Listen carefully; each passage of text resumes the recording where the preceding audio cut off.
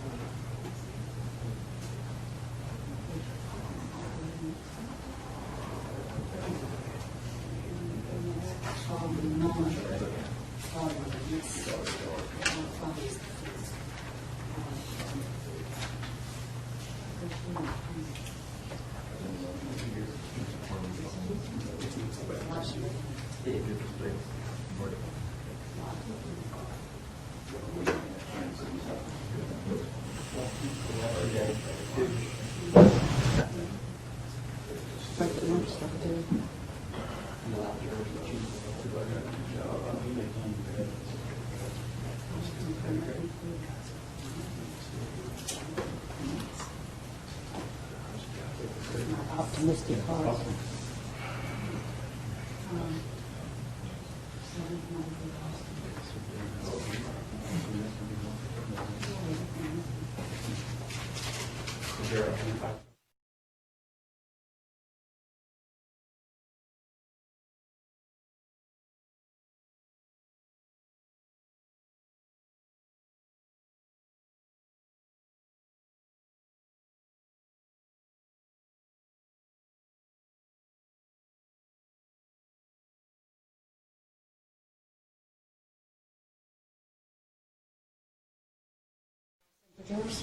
We need to take up, and I will put something on the record based on the defense's announcement about a witness they plan on calling today.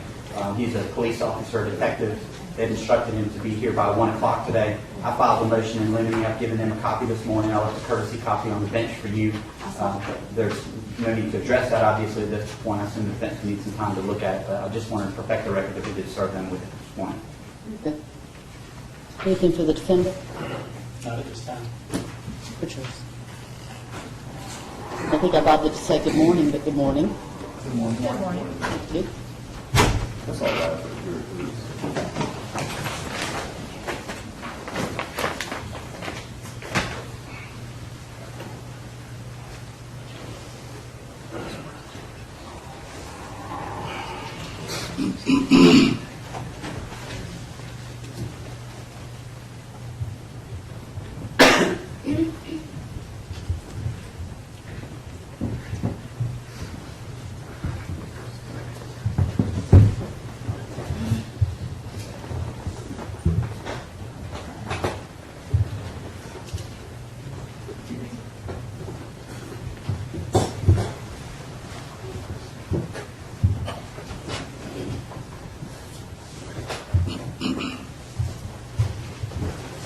Please be seated.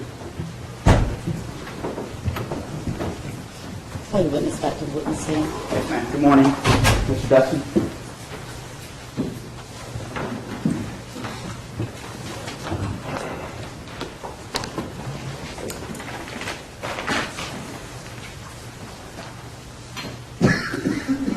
Mr. Dustin, have a seat. You're still under oath, I'll remind you.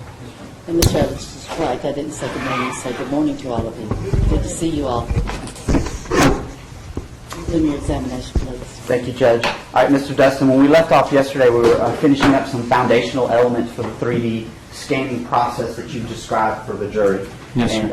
And during the evening break, you informed me that there was something you wanted to correct in terms of your testimony yesterday. I'm going to give you an opportunity to do that now. Yes, sir. As I was thinking about everything I had told you all yesterday, I think I actually made an error when I was speaking about the speed of light. So I think I said something about something to the effect of 300 kilometers per hour. It's actually 300 kilometers per second. Okay. And that bothered you enough that you asked for an opportunity to correct that in front of the jury. Is that correct? Yes, sir. Okay. All right. Well, having done that now, I want to continue on with the foundational elements for the 3D scans that were done in this particular case. And I want to show you some exhibits. I don't know if this was a previous motion. I'm just going to put it in the record. I'll put it on the record from last time. I can find out from Brian if you want. Okay. This is 653. I'm sorry, 653. Yeah, this is going to be the court range. This is the original scan. Yeah, I just didn't want to separate. I'm not going to use that. But that's the Staley's court and the cop. You're not using this. No, but I'm going to make it part of it. You're not sending piece of that. Correct. But I am tempering.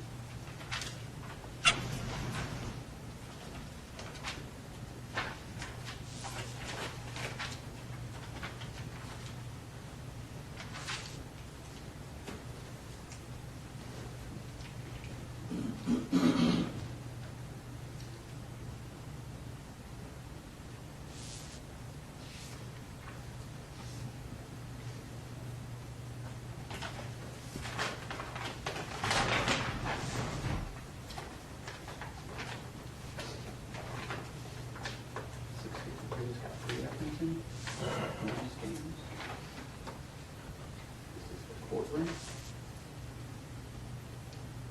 This is from the original scheme, 10 points. So see this.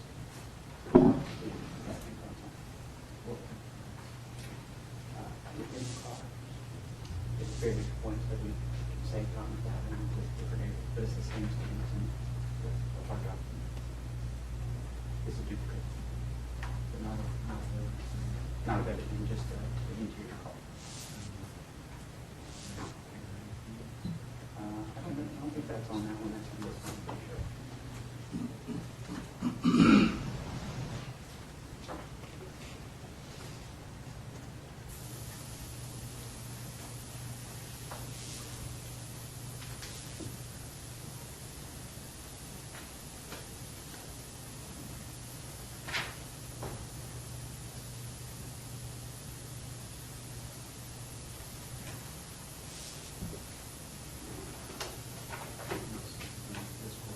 Correct.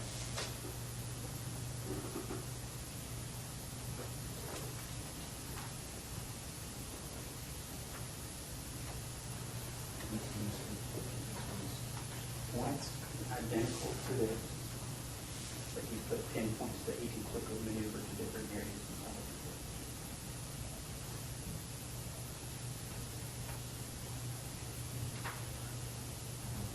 It's a portion of the scan. What portion? The interior. What's the name of it? Call it pinpoint. I don't think there's a little name for it. I can see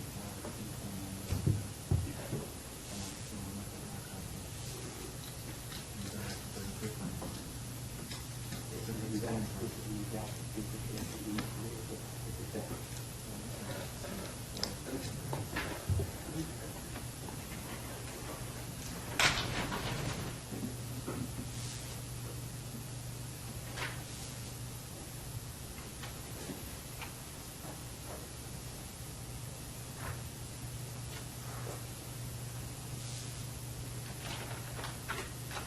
You can download it to your desktop if you want. I don't have any testimony. You'll see it's the same. Can I start asking questions, please? All right. I'm going to start with a couple pieces of evidence. While he looks at that, I'm going to show you what's now been marked as State's Exhibit 295. You were asked at some point to do some scanning in this particular case, correct? Yes, sir, that's Okay. correct. And looking at 295, this is tendered in evidence at a prior hearing. Can you confirm that this hard drive contains the original scans that you initially did pertinent to this case? Yes, sir. they do. Okay, and in fact, you signed and initialed it so that you would recognize this hard drive when you came to court, is that correct? Yes, sir, that's correct. And in addition to that, I asked you to scan portions of Judge Staley's courtroom up in Cobb County so we could demonstrate the accuracy of the software to her, is that correct? Yes, sir. And I believe the thumb drive was included there. I don't think it's that one. You don't think it's this one? You think that's included on the No, hard drive? it's actually on another, Okay. on the black thumb drive with the red. Black thumb drive. the blue ring. Okay. Now, Actually, I'm going to take that out, and I'm going to tender states 295 just to make it part of the record. Okay. And then, Mr. Phillips, I'm going to bag this separately, the blue thumb drive, because I'm removing it from 295. These are fair and accurate Yes, sir. original scans that you produced in this Yes, sir, particular that's case. correct. Okay. Tender states 295. Any objection? In addition to the previous objections that we made to this piece of evidence, Judge, I would object to it being tendered into evidence. My understanding was that the scans were to be used as a demonstrative aid, and so I would object to them going into evidence. I obviously don't have a problem with them subject to our previous objections being marked for identification purposes, but as far as them going into evidence, that's my objection, because they are demonstrative aids. And that's been the state's position all along. Under Georgia law, demonstrative aids do go into evidence. And there may be some question about whether they go out with the jury, and we can discuss that at a later point, but I think it's appropriate to make them, to actually tender them into evidence and make them evidence in the case. We'll put them into evidence. I agree. No.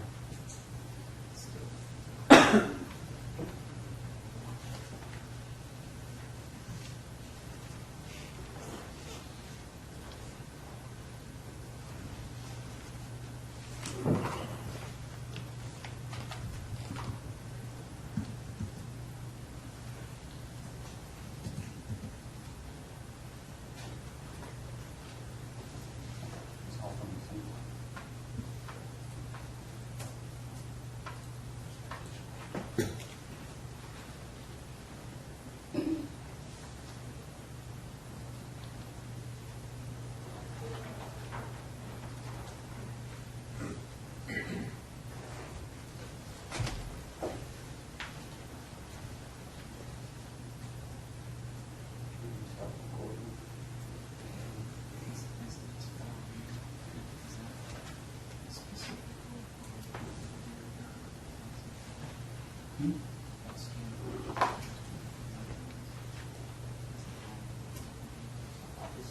It's the same scheme.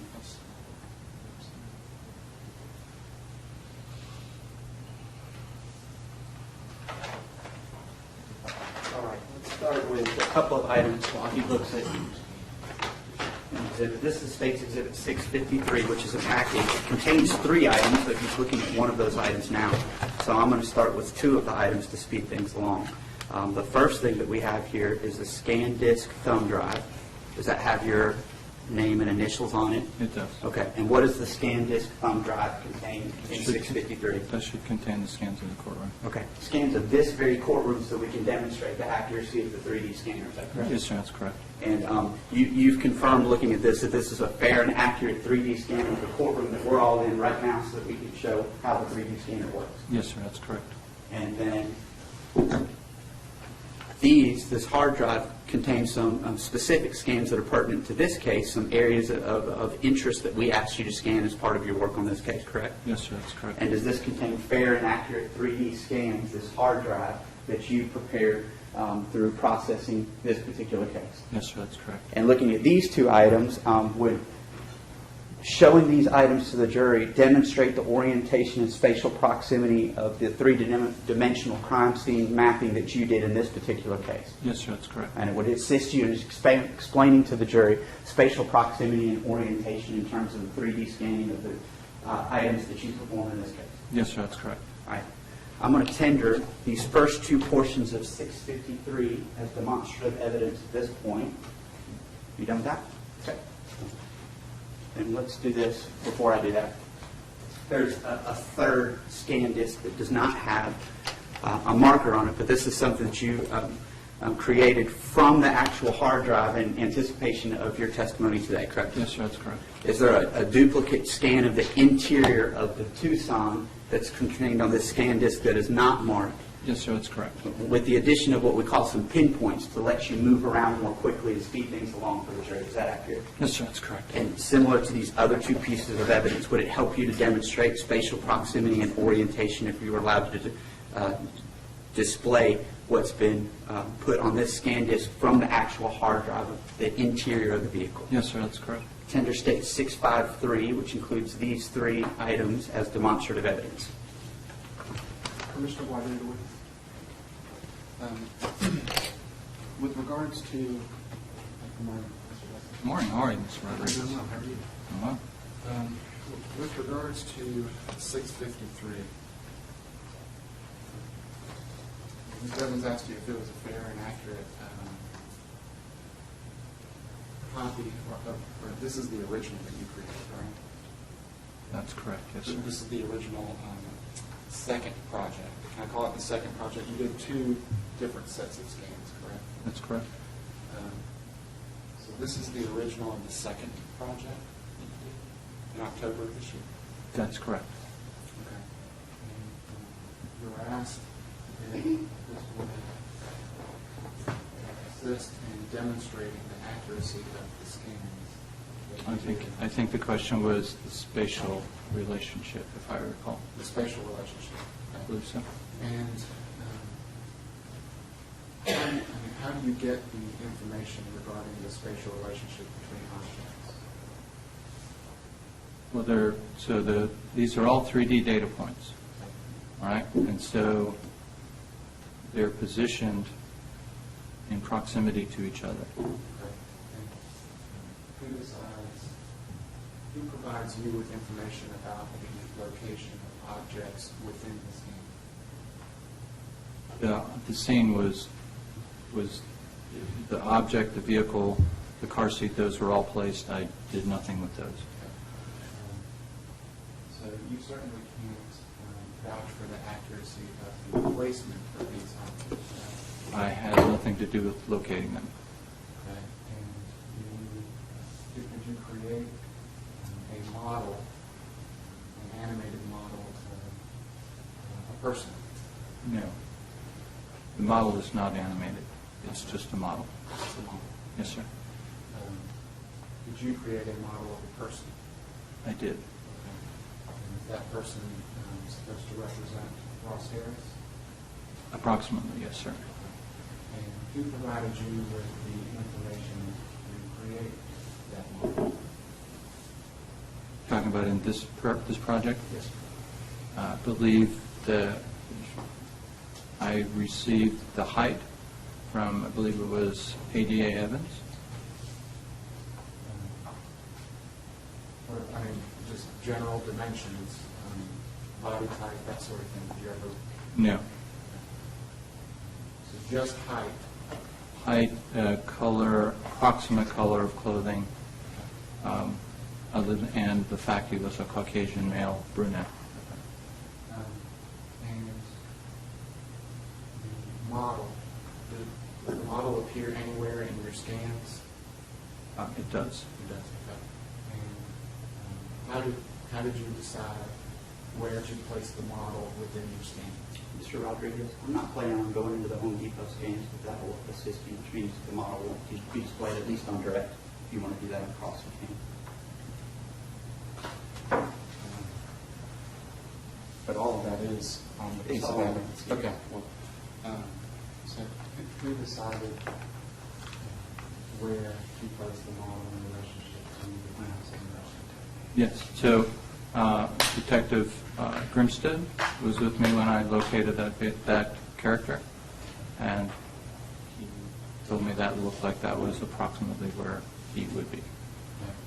And what about the position of the model in relationship to the vehicle? That's actually what I mean.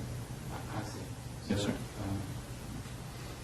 As far as the direction that the model was facing, that information was provided to you by Detective Grimstead? I placed the model. Detective Grimstead okayed it.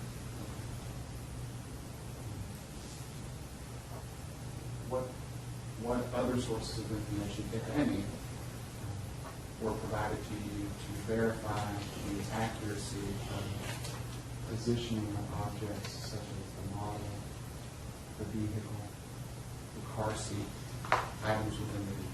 Judge, I'm going to object. I mean, my questioning was foundational elements. I think this might be subject for cross-examination, but it's not proper for voir dire as to the foundation of the scans. especially since I'll announce to the court, I don't plan on going into the Home Depot scan where the figure is. If they want to go into it, that's fine, but they'll need to do it on cross. Your Honor, if they don't plan to go into the Home Depot scans on direct, then I would submit that shouldn't be on the piece of evidence that they are tendering, or the demonstrative aid that they're tendering. Because it is on this exhibit that they're tendering is why I'm asking these questions. I believe it is proper for foundation because the testimony of the expert was that they were fair and accurate representations. The sources of information, therefore, affect the fairness and the accuracy of those representations. I'm going to sustain the state's objection.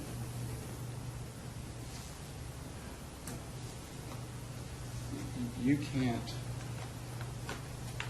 vouch for the accuracy of any source of information that was provided to you by someone else. You're simply saying that the scan you created is fair and accurate based on the information you were provided. Correct? Yes.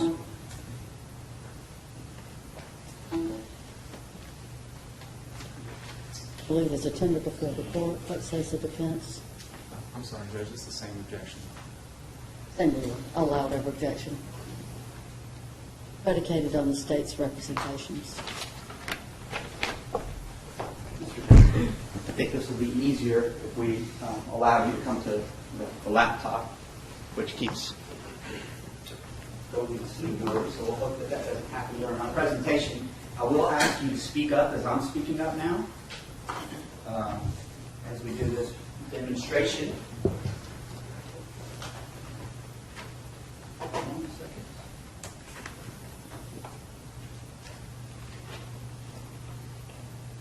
All right, now that the laptop is up, we've loaded some software on here that will allow you to display the 3D scans in question in this case. Is that correct? Yes, sir, that's correct. Okay, I want to start with the scan is marked and identified as a scan of this very courtroom. And the reason I want you to start here is I want to demonstrate the accuracy of the 3D scanner. Would you be able to bring that up on this laptop so we can show it to the jury? Yes, sir. While the witness is doing that, Judge, would it be possible to tilt the Mondo big screen a little bit so Mr. Harris can see? I'll tilt it slightly. Perhaps you could switch seats.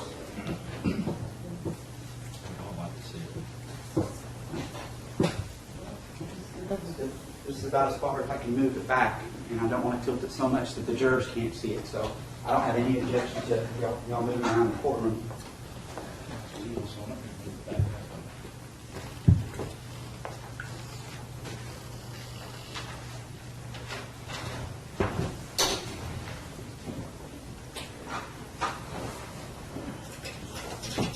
This is about as far back as it can go. Can everybody see?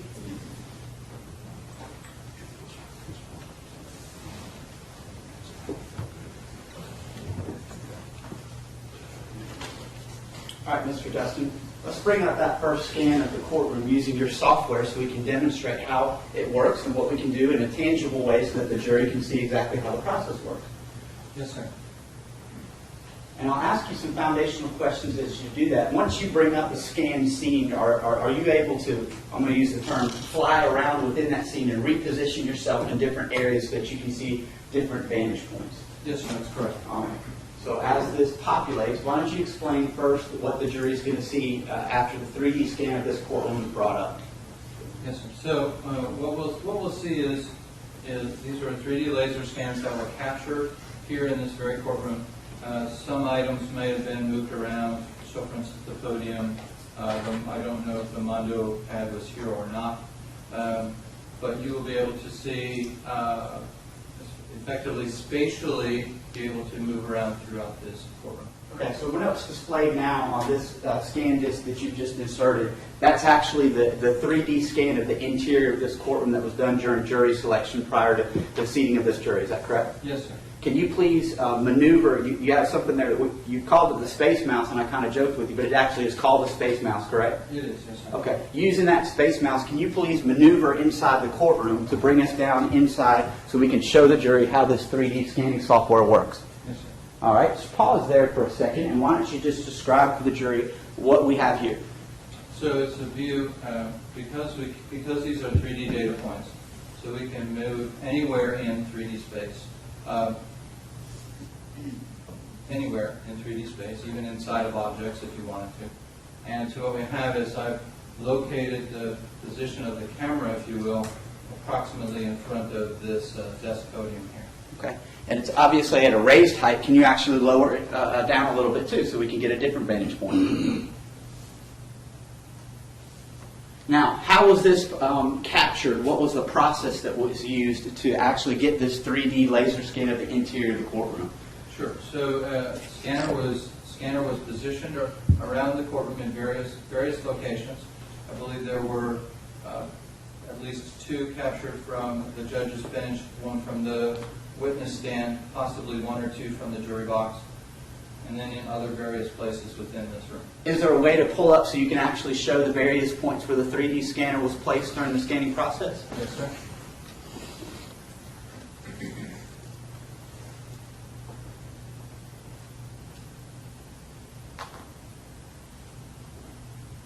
What are these gray boxes, grayscale boxes that are now shown to the jury?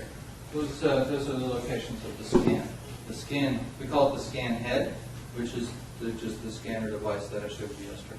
And explain to the jury why it is that you had to, we had to move the scanner to different locations. You kind of touched on that a little bit yesterday, but articulate that for the jury now.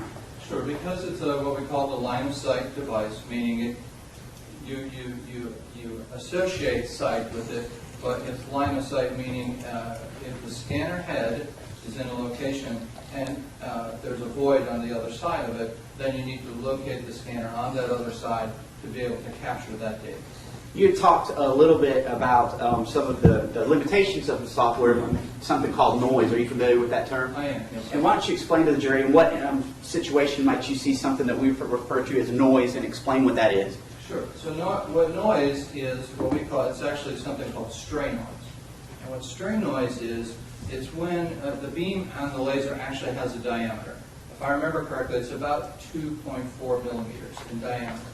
And so what happens with that, as that beam is rotated, sometimes the beam is actually in contact with 2 objects at the same time. So if I may use my laser pointer,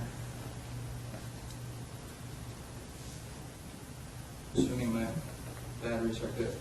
So if the laser scanner head, say, was in this position, sometimes what will happen is the beam is actually touching 2 places at one time.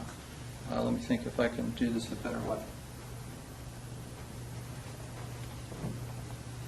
So the beam is actually touching on the carpet, but it can actually also be touching on another surface.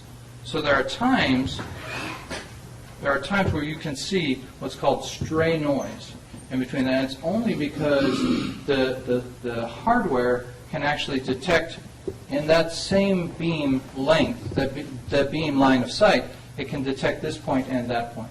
So there's some filtering that's applied to the software to remove some of that.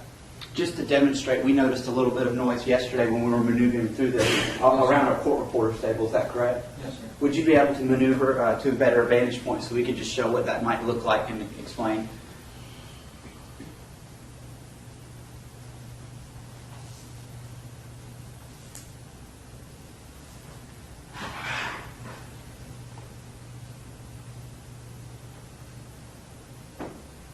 So for instance, in this particular area here, you can see where there's a small amount of noise that isn't necessarily associated with any particular object. And it just has to do with the technology.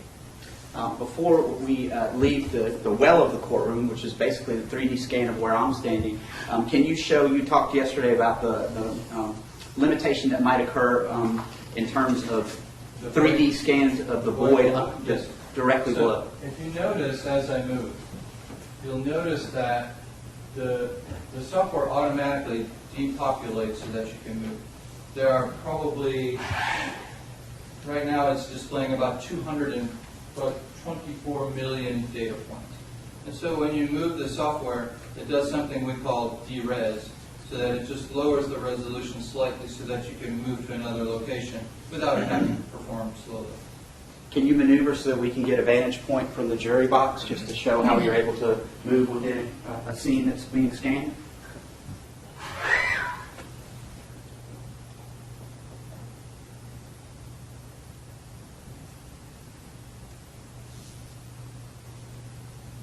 That's from the jury box, correct? Yes, sir, that's correct. And how about from the witness stand?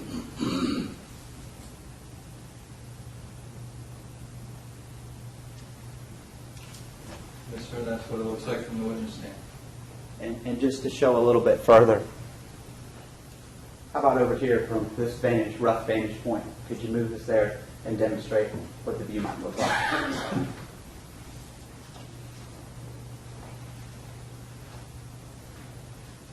Okay. Now, this process that you just described, you can take out the grayscale boxes, by the way, the scanners.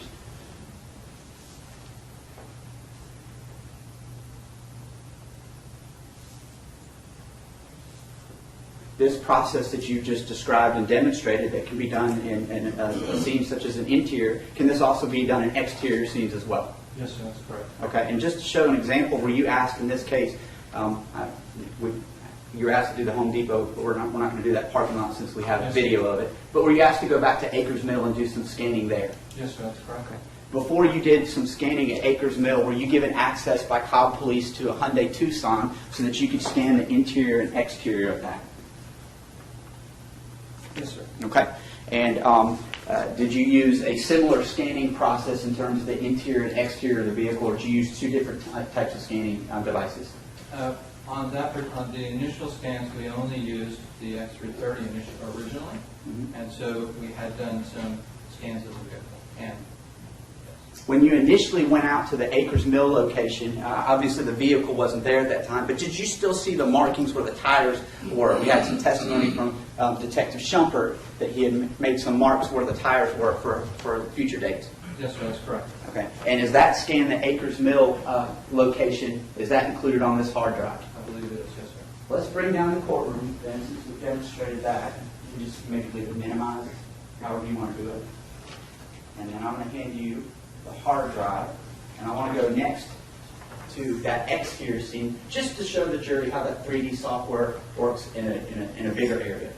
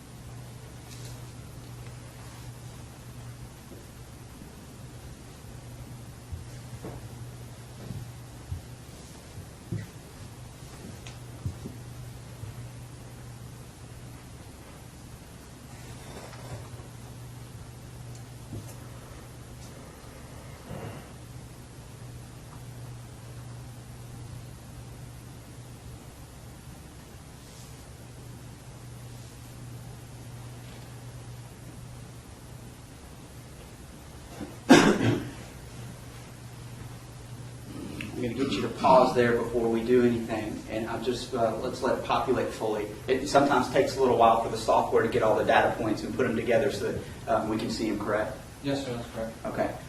You actually performed the exterior scans for the Acres Mill location at our request, is that correct? Yes, sir, that's correct. And how does it compare an outdoor scene versus having to scan something like the interior of the courtroom? Is the process the same? The process is the same, yes, sir? Does it sometimes take a little more time?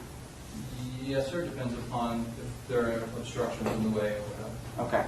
And so obviously we can't see the entirety of what's around this scene. You didn't scan the entirety of Acres Mill. You were asked to scan a particular location, is that correct? Yes, sir, that's correct.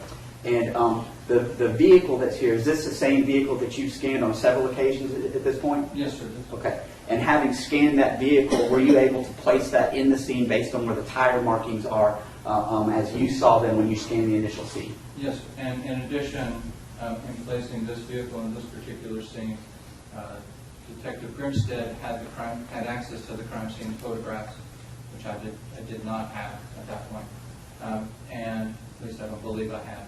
And then I placed the vehicle in the location as indicated in the scene photographs, and also within the painted marks on the roadway that were marked by Mr. Shumpert.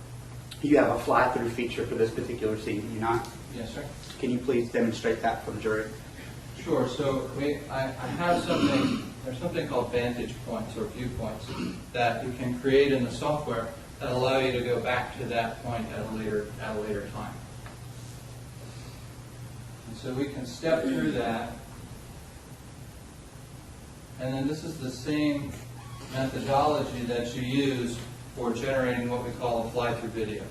So there's another plugin for the software that allows you to connect these points and then create a movie, if you will, a video. And can you show that video associated with this one?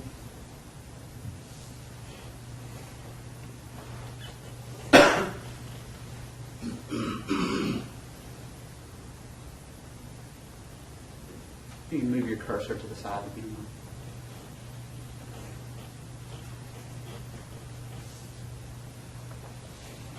This was created from the raw 3D scans that you took from Acres Mill after the crime, correct? Yes, that's correct.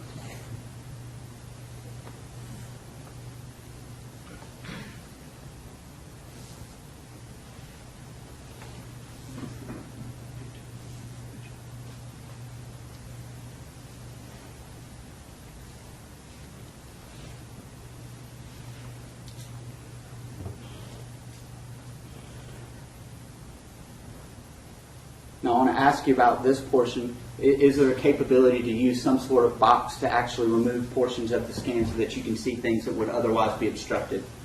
Yes, sir. So there's a device called, they just call it a clipping box. And what this clipping box does is you can position it over points of the 3D laser scan, and then you can effectively hide those areas. So it doesn't take them out. It's a temporary feature to allow you to, so for instance, to see through walls. So if we had taken the courtroom and we wanted to, we could have taken off the ceiling and just looked down inside of it if we wanted to. It doesn't actually disappear from the scan. It just gives the ability to see inside things that might otherwise be obstructed. Yes, sir, that's correct. Can we go back to your initial scan of Acres Mill? I want to ask you about certain points of that location. When you were out at that location, can you drop me down to the vehicle? And I want to look over here at this location where the tree is.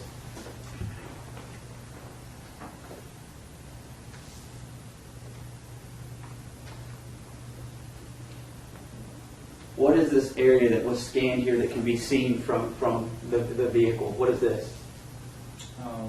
That's a grassy area with a tree and looks like mulch around the base. Okay. I want to come back to the side of the vehicle towards where the door is open.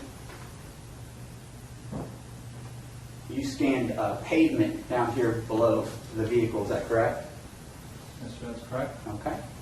Why don't we turn around from that vantage point? Is there a sidewalk just to the past that pavement? There is.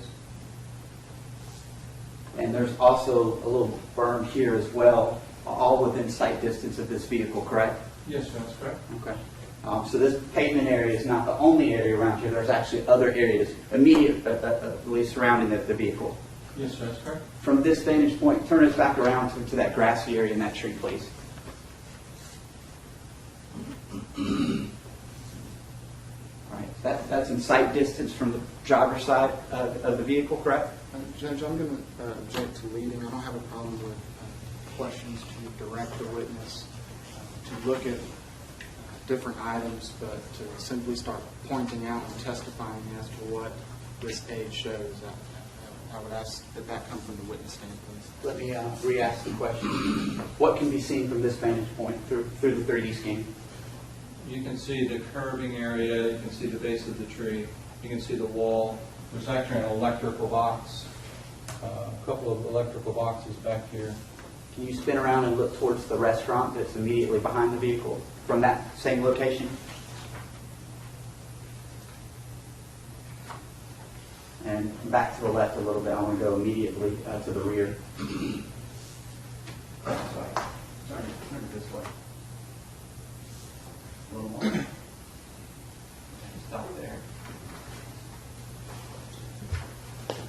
Is there also a sidewalk and some grassy area just immediately behind the vehicle that was observed? Yes, sir. Can you go a little bit more to the left?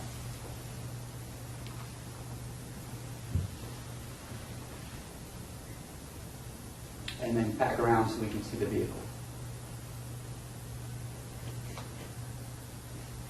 And this, what is this that was scanned over here on the left side? That's the sidewalk. Okay. All right. I want to talk a little bit more about the interior of the vehicle. At some point, in fact recently, were you asked to come down to Glenn County and were you given access to the Hyundai Tucson with Detective Grimstead so that you could scan the interior of that vehicle? Yes, sir, that's correct. And that occurred on October 15th and 16th of this year, is that correct? I have to check my notes for the specific dates. A couple weeks ago. Yes, sir. And when you scanned that vehicle, was a car seat returned to the vehicle, and were measurements, did you observe measurements being taken?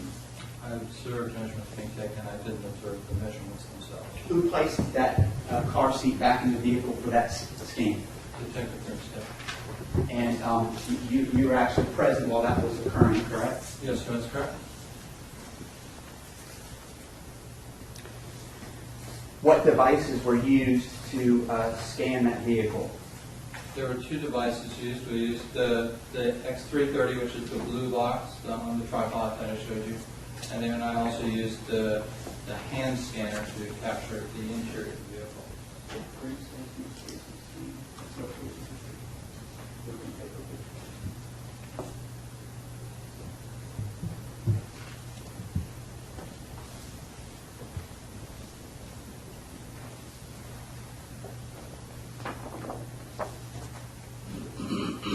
If you will, step up close to the jury so we don't have to shut that down.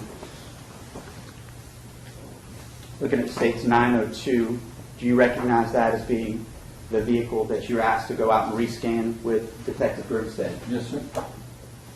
And 903 is the car seat, correct? Yes, sir. For some of these photos that were displayed, this is 904, we can see some black and white images that are on the interior of some stickers. Yes, sir. Can you explain for the jury why we have the stickers in there? What's the purpose of those in terms of the laser scan? Sure. So with the hand scanner, you use what we call targets. And so what you do with the targets is you open up the software, and so because you have more than one scan. So the way that you align them or register them together is you one scan on one panel or plane, if you will, of the software, and then on the other plane or panel, then you do the other scan. What you do is you find the common points. So you determine where those common points are, and that's what we use those fairly high contrast targets. And then there's also there are some that actually have a code on them. It's a photogrammetry code, so that the software can identify that, and it will give it a number. Looking at states 906 by way of example, you can see some of those sticker discs that were placed inside the vehicle to help with the scanning process. Is that correct? Yes, sir, that's correct. And in addition to the car seat that Detective Grimstead placed in the vehicle, was a life-size doll placed in the car seat as well. Yes, sir. This is State's Exhibit 907. A photograph of the interior of that vehicle with, Yes, sir. with the doll and with the car seat that you scanned. Yes, sir, that's correct. 908 actually shows a little bit better those discs, the black and white discs you given testimony about. Yes, sir, that's correct.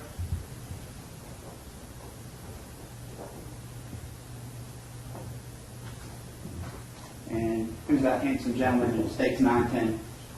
That would be, I don't know about handsome. The gentleman in the photograph is myself using the hand scanner. And that's the hand scanner that you actually showed the jury yesterday for smaller enclosed spaces. Yes, sir, it's the same device.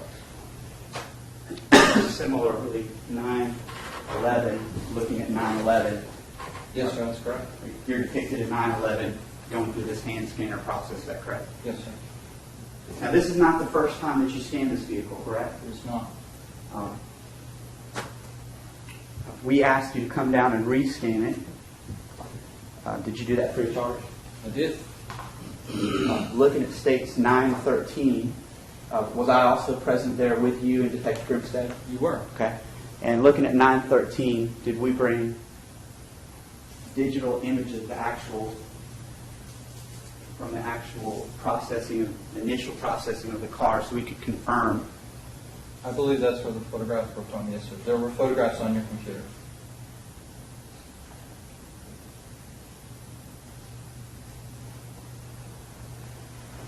And then I want to ask you about states 9/14 and 9/15. Describe to the jury what's depicted in 9/14 and 9/15. Yes, sir. So that's locating the X330 scan, the blue one, locating it in the driver's seat position. And so the way that we located that device was I sat down in the driver's seat. Detective Grimstead he actually used tape, so he would position himself on the passenger side and he would place a piece of tape, and then he would go to the driver's side, again placing a piece of tape, and he did that a couple of times so that he could get my eye level properly, I don't want to say documented, but so that he would know what my eye level would be. And then he also measured from the headrest to effectively where my glasses or my eyes would be. And I want to ask you, how tall are you? 6'3", pretty sure. Okay. And if there was testimony that the defendant is 6'2", about an inch apart from each other. Yes, sir, that'd be correct. Okay.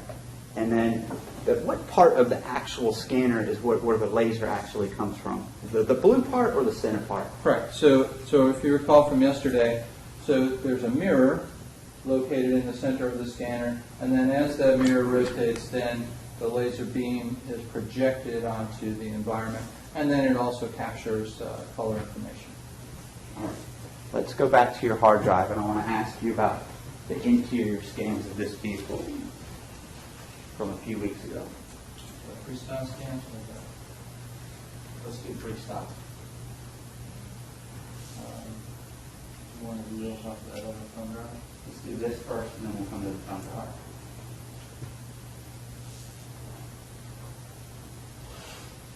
Actually, if you go to exterior vehicle first, we'll start out and moving.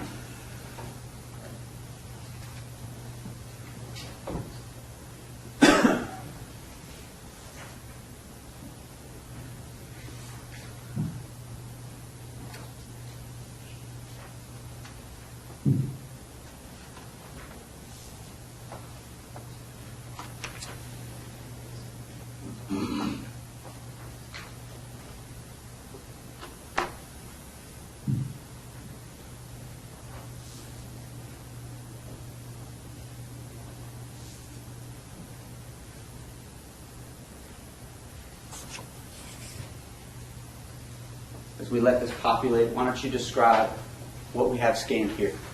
Right, so what we have is we have the exterior of the vehicle that was scanned approximately 2 weeks ago, and then we have the interior of the vehicle, which was scanned with the hand scanner. Okay.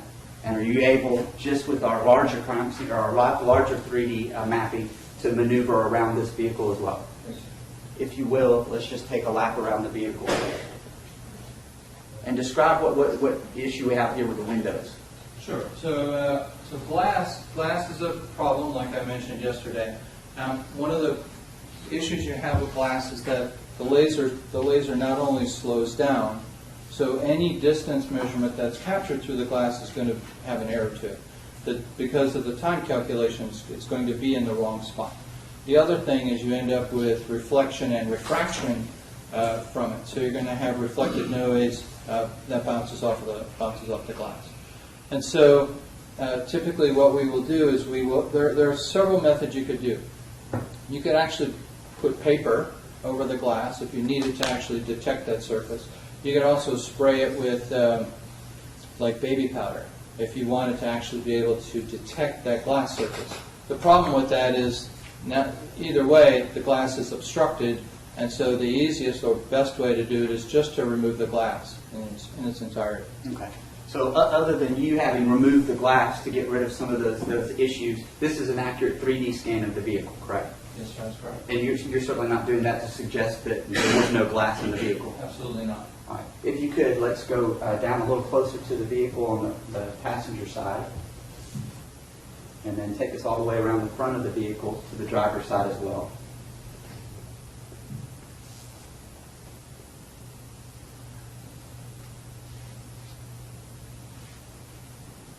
All right.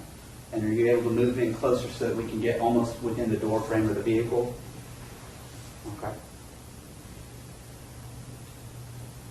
And you have here the black and white markers that the jury's looked at, is that correct? Yes, sir, that's correct. What's the purpose of this yellow and black item that you have here? It's just a photographic reference scale, so that you could use it to just check the accuracy of the scan. I want to ask you about something else that we asked you to do before we get to our final scan. Were you asked to look at actual crime scene photos from the initial processing of the vehicle and compare them to certain points in your scans to confirm the accuracy of the placement of the seat? Yes, sir, that's correct. I'm going to hand you the scan disc, the third thumb drive, and if you will, go ahead and bring that up. And for our record, this actually contains the same data that's on the hard drive, just with some pinpoints, correct? Points added, correct. Why don't you describe to the jury what pinpoints are and why we use pinpoints? Right. Let me try to multitask for you.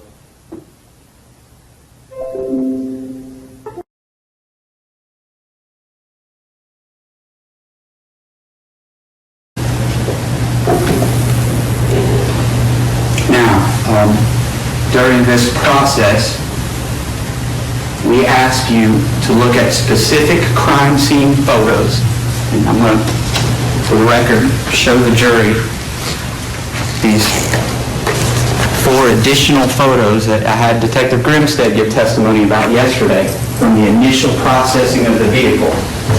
Were you asked to see if you could use your 3D scanner and get to the approximate location of these and make pinpoints so that we can compare the positioning of the vehicle? Yes, sir, that's correct. And the positioning of the car seat to these actual photos? Yes, sir, that's correct. So I'm going to start with states 925. Looking at 925, can you please go to that pinpoint so we can do a comparison right here in the courtroom?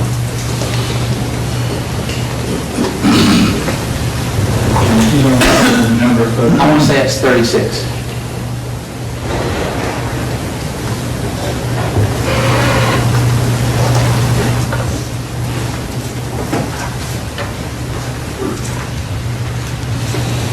Do we have a little bit of, well, let me ask you, what is this area right here? So those areas are voids where the hand scanner did not capture. So when I did this scan, I was trying to capture the general proximity of that car seat and the back seat. I want to ask you some specifics about what's been marked as State's Exhibit 925, photograph of the side of that car seat, taken before the car seat was ever removed. And I want to ask you about some seams of the car seat. Did the 3D scanning process actually capture the seams of the car seat? Capture the seam, well, capture the features of the car seat and also the seams of the seat itself, the vehicle seat. So, this seam right here. Yes, sir. We'll point that out so the jury can see.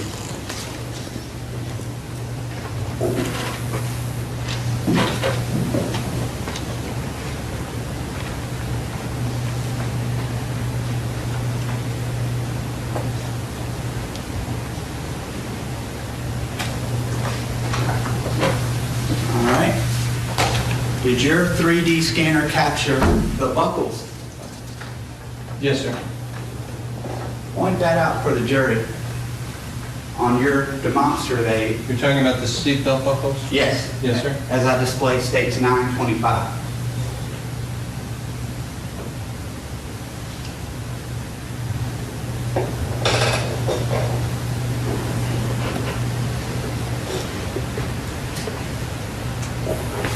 Does that also include a scan of the actual buckle that was used to affix the car seat to that center bench? Talking about this here? Yeah, point that out for the jury. Yes, sir.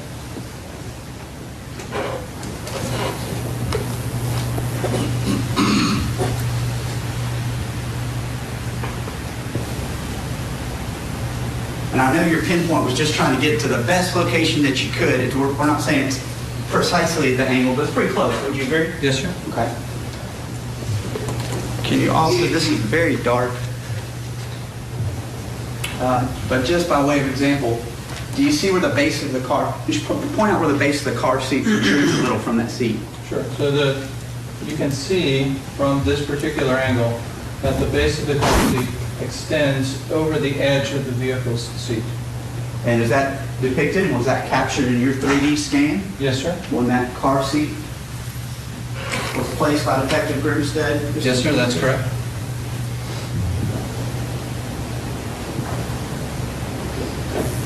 All right, let's go to another pinpoint.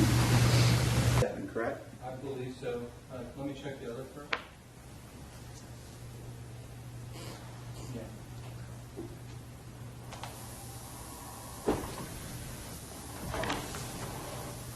And let me ask you while we're over here, do you see the seam of the seat that's depicted in 927 that I'm pointing at here? Yes, sir. Was that captured by the 3D scan that you did just a couple Yes, weeks so ago? the seam, this diagonal seam in the seat material, it was captured by the laser scanner. The car seat was captured.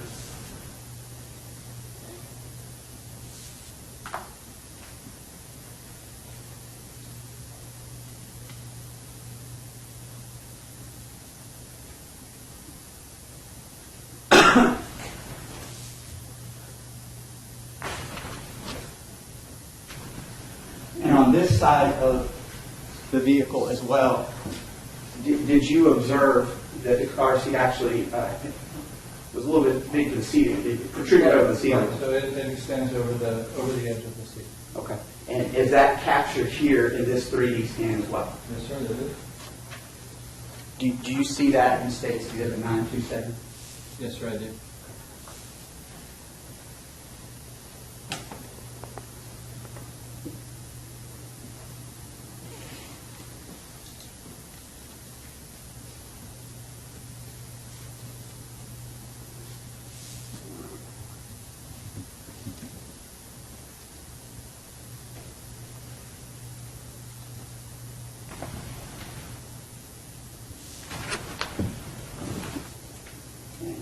Finally, just to confirm the placement of the seat. Again, this isn't we're not certain that this is a precise angle or as close as we could get. Right, this is supposed to be good. You could actually maneuver a little bit using your space mouse if you needed to. Yes, sir. And of course, the defense could ask you to do that too. Yes, sir. Do you also see a slight gap in States 927 that was captured in this photograph? Yes, sir, I see this gap right here. Okay. And point that out where that is so we can confirm that for the jury. Just a slight gap.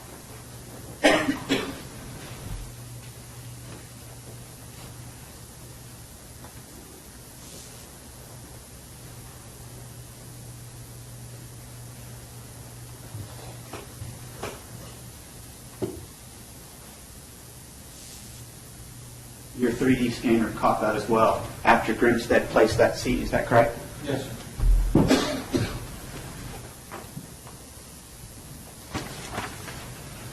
And there's one other crime scene photo from before the seat was ever removed in 2014.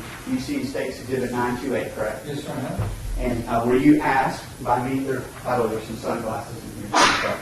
There are sunglasses in front. There's no sunglasses for your scanning, correct? They are not. Okay. They are not. Were you asked to make a pinpoint that's consistent with this vantage point from your 3D scans of the interior of the vehicle to confirm the placement of the seat? Yes, sir. And what number do you have for yours so we can make That sure? was image 50. Your image 50, and looking at 928. Yes, sir. Do you see that as being? Yes, sir.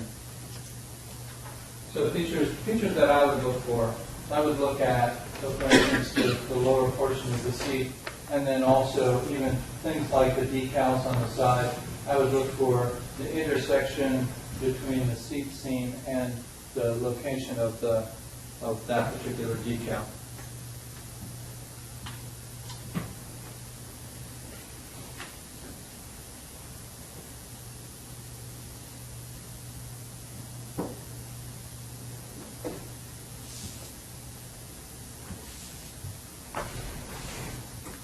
Okay. Having now compared your pinpoints from this exhibit to those 4 crime scene photos that show the base of the seat and where it was positioned on the bench, I now want to ask you about the scan of the interior of the vehicle that was done from the driver's seat. Yes, sir. When you use the Faro 3D scanner, in addition to taking a laser scan, does it also take a panoramic photograph? It does, when you enable it, yes, sir. And describe how that process works. Sure. So what happens is as the scanner head rotates, like I explained yesterday, so the mirror angles, and then it will capture a photo, capture a photo, and it does a series of 85 photographs. And it does not use the photographs that are below. Don't remember if the newest version actually captures those or not. Well, it's an iPad app.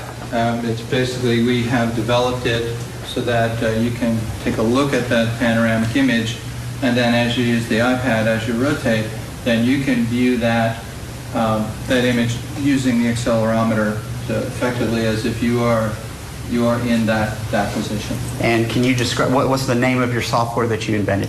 It's iViewer 360. And do you have that iViewer 360 software here in the courtroom? Yes, I do. Okay. And the image that's included on this hard drive, can that be played using your iPad and streamed to this Mondo pad so that the jury can see Yes, sir. the 360 view of the interior of the vehicle from that position in the driver's seat? Yes, sir.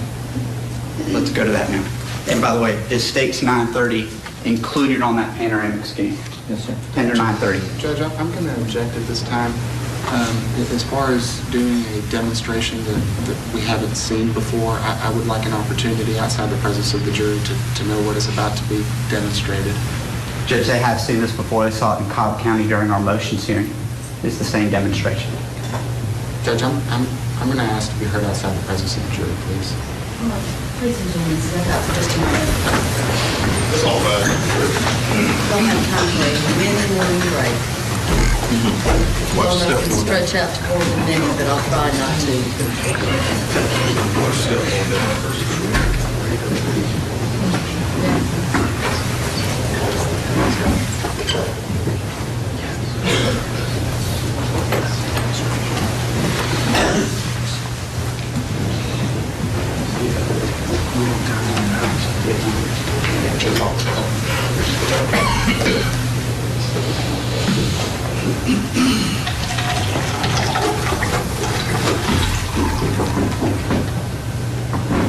Please be seated.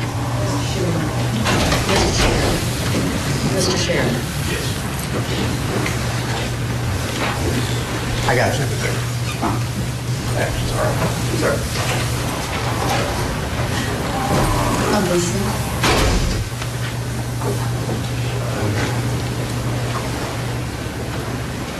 Judge, there was really no foundation laid for what was about to be displayed other than he's created an application or invented some software and created an application and then was about to do some sort of live in-court demonstration of some sort.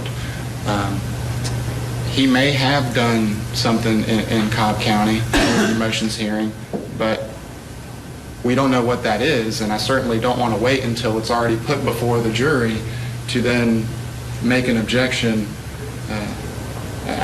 we need to see it first before something is displayed before the jury. Certainly, anything that he's done on his iPad isn't in evidence, hasn't been offered as a demonstrative aid. So I think out of an abundance of caution, we need to know what's about to be shown to the jury. Judge, this was already played for them in Cobb County. They've seen this exact thing. This is no different. And by the way, that evidence is already in. That panoramic image is already in evidence. All we're talking about is how you view it. It's no different than if we tendered a recording and put it in a laptop. You don't have to tender the laptop. In addition to the recording, you just get the evidence in. Or displaying a photograph on a document camera or something like that, or even plugging it in on a Mondo pad. This is just a means for displaying the panoramic image. It's nothing more than that. So that evidence is already in by way of 916. And also the hard drive that's got the electronic version of it. If I may, Judge, this is really no different than what the state objected to and was so concerned about, was actually going to the same website live in front of the jury as the same web address that was in evidence. I understand that Mr. Evans is saying, well, this is the same thing that was done in Cobb at the motions hearing, but nobody had any way of knowing that until I made an objection, and that's why, out of an abundance of caution, I think it's only fair to know what's about to be put before the jury. Well, I think now you do. And we'll take a break and you can look at that, but I don't have a problem with the technology they're using. So I'm going to permit it over your objection. Yes, ma'am. And I know your exception to my ruling, but now you've got time to review that. I appreciate that. Certainly. All right, let's take a little break. I've sent them off and we'll let them have a break. I think we won't do it there yet. We'll just do it on. That's even better. How long are we taking a break?